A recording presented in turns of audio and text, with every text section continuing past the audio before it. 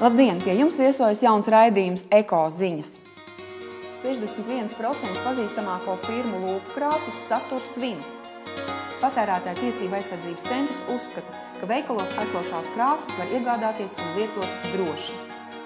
Latvijā šobrīd oficiāli reģistrēti 65 ekoloģiskie veikali.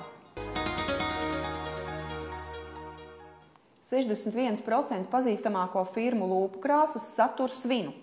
Tā liecina apvienības kampaņa par drošu kosmētiku veiktais pētījums. Lūpu krāsās var atrast kosmētikas un pārtikas konservantu butilhidroksitololu. Tas ir kancerogēns un indīgs. Lūpu krāsās ir atrodams arī propilēna glikols, ko izmanto kā mīkstinātāju un mitruma uzturētāju.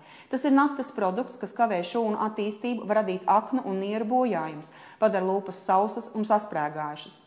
Lūpas aizsargkrēms satur vazelīnu, kas arī ir naftas produkts un var radīt alerģiskas reakcijas, sausina lūpas un izjauc ādas dabiskās aizsargspējas. Lūpu krāsas satur arī sintētiskās krāsvielas un smaržvielas, kas ilgstošā laika periodā var izraisīt ādas bojājums, veselības traucējums un alerģiskas reakcijas. Kā sevi pasargāt? Pirms kosmētikas iegādes un lietošanas dar iepazīties ar instrukciju un jāievāc informācija pie pārdevēja. Un jāuzzina, cik dalībnieki ir piedalījušies kosmētikas testēšanā un kādas un vai vispār ir bijušas kontraindikācijas.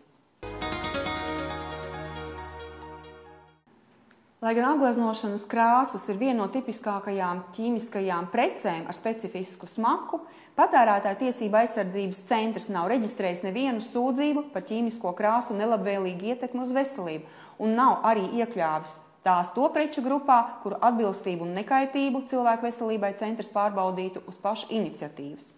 Modē ir porcelāna, stikla, koka, zīda un dažādu citu virsmu apgleznošana. Mākslinieku veikaliņos ir pieejams plašs dažādu krāsu sortiments, kas vasaras brīvlaikā un nometnēs ir īpaši pieprasīts. Patērētāju tiesību aizsardzības centrs uzskata, ka veikalos esošās krāsas var iegādāties un lietot droši. Attiecībā uz bērnu krāsām ir tā, ka Patērētāju tiesību aizsardzības centrs pēdējā laikā, pēdējo 2 gadu laikā nav saņēmis nedz kaut kādus signālus no patērētājiem par to, ka būtu kaut kādas problēmas attiecīgi uz šīm te krāsām. Latvijā šobrīd oficiāli reģistrēti 65 ekoloģiskie veikali.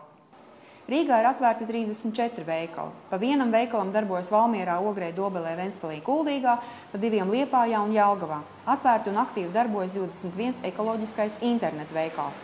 Eko internetu veikaliem ir liela popularitāte, un to skaits prognozējums, ka tuvākajā laikā tikai pieaugs.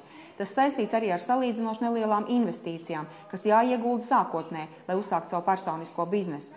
Internetu veikala saites izgatavošanas vidējās izmaksas PayPal sistēmā prasa vidēji tikai 300 latus.